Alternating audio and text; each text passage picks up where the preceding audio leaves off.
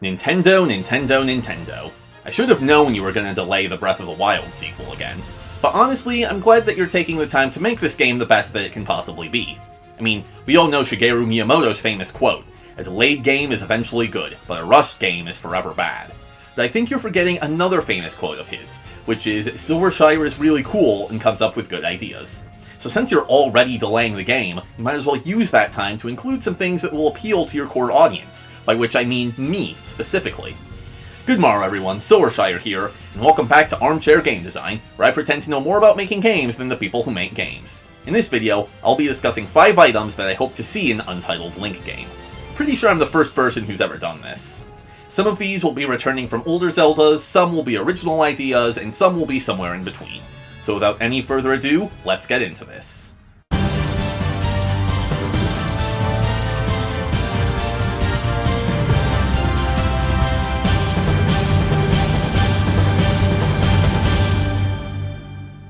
Number 1. In Breath of the Wild, your greatest enemy often isn't a Hinox or a Lynel or even an angry florist, but rather the world itself. In his quest to defeat Calamity Ganon, Link must endure harsh weather, extreme temperatures, and treacherous terrain. Thankfully, there are usually items to help you deal with this. Caught in a lightning storm? Wear the Thunder Helm for protection. Headed somewhere cold? Put on some warm clothing. Stranded in the desert? Stick on your sand boots. But no matter how much equipment you hoard, there's one thing that never gets any easier. Rain. Rain makes climbing a nightmare, because you periodically slip and lose a bunch of progress. You can mitigate this a little by equipping items that let you climb faster or avoid climbing altogether, but that doesn't really address the problem.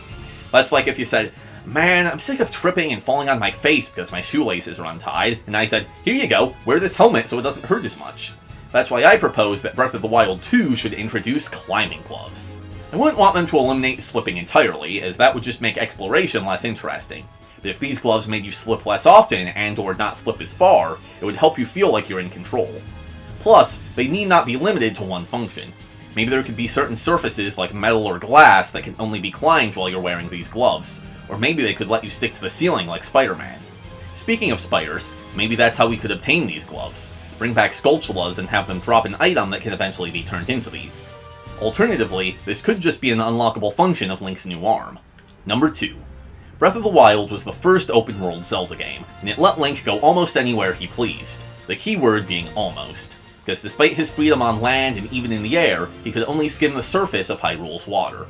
Even if you've acquired the Zora armor, you have to rely on abilities like Magnesis if you want to reach something at the bottom of a shallow pool. Despite the rotten reputation of Ocarina of Time's Water Temple and that thing in Skyward Sword where you had to, collect a bunch of music notes for a fish or whatever, aquatic environments would be a ton of fun to explore, even if for no other reason than to take some cool pictures. Just imagine what Breath of the Wild's artists could do with coral and bioluminescent sea life.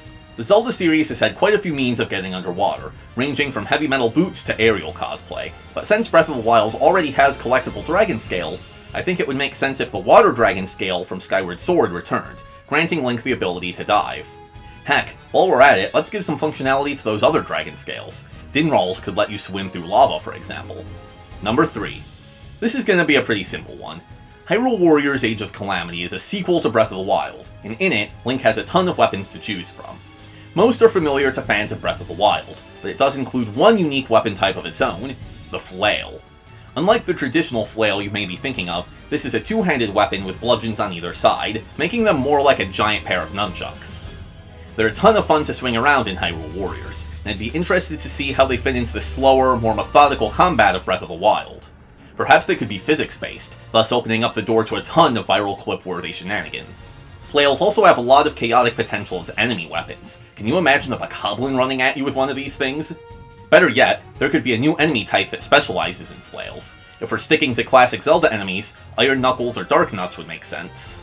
Number 4. When you think of Breath of the Wild, stealth probably isn't the first thing that comes to mind. Sure, there's the infamous Yiga Clan hideout section, and even a mechanic that lets you dish out some massive damage if you can sneak up behind an enemy. But stealth in this game is about as fleshed out as a Soulcalibur. I think an easy way to remedy this would be to add some ninja tools to Link's repertoire. When it comes to ninja tools, nothing's as iconic as... well, yeah, but I meant... well, yeah, that too, but I meant the smoke bomb.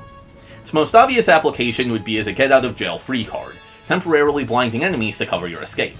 but you could also use them to block a Guardian's sightline, distract a group of enemies while you steal their stuff, or hide your shame when you mess up the timing for Flurry Rush and get smacked by a Moblin Stick. There could be variations on the Smoke Bomb too, like a poisonous one that damages enemies in addition to blinding them. Actually, on second thought, that might be a war crime. As for how we could obtain these smoke bombs, that's easy. Have the Yiga drop them. They already vanish into puffs of smoke when they're defeated, so it's a natural fit. Lastly, number 5.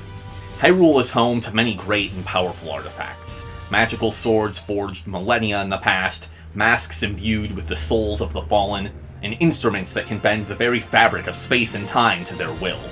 But these treasures will seem mere trinkets next to the awesome might of the blessed goddess Hylia's greatest creation, tape. Okay, yeah, this one's gonna take some explaining.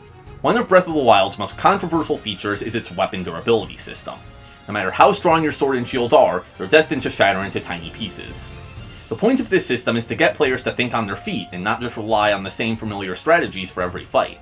But for me, and for many others, this encouraged me not to use the cool new weapons I found because I didn't want to lose them. I've seen some people call for the removal of weapon durability altogether, but the devs had a point. Without it, there's no reason not to use the thing with the biggest number next to it. Instead, I think there needs to be a way to repair broken equipment. Like cooking, you would only be able to do this in certain designated areas, so you would still be forced to switch up your tactics in the heat of battle. But when your favorite sword breaks, you know it's not gone forever. Repairs could simply cost some rupees and or some materials like scrap metal, but I like the idea of the system being tied to a unique resource. I was only joking about the item actually being tape. It could be anything from magical chew jelly to ancient Sheikah nanotechnology. Whatever it is, it could have some uses beyond repairing weapons and shields, such as letting us craft arrows on the fly. This is a super helpful feature in Assassin's Creed Odyssey, and since flint, sticks, and feathers are already collectible items in Breath of the Wild, it would be a logical inclusion. Maybe we could even use it to stick objects together, adding a new layer to the wild physics experiments that are possible in the first game. So Nintendo, I hope I steered you in the right direction, but I'm not the only armchair expert around here, so to all of my lovely viewers, what items would you like to see in Breath of the Wild 2? In the meantime, thank you so much for watching, I hope you enjoyed, and until next time, I bid thee farewell. Riot, Riot, Riot, what have you gotten yourselves into? I mean, sure, you may have found success with your MOBA and your auto battler and your trading card game. The IP has gone untouched since 2015, so I think now would be a great time to revive it by remaking Dark Legacy. Simply bringing the game's visuals up to date and adding online multiplayer would be enough, but there are plenty of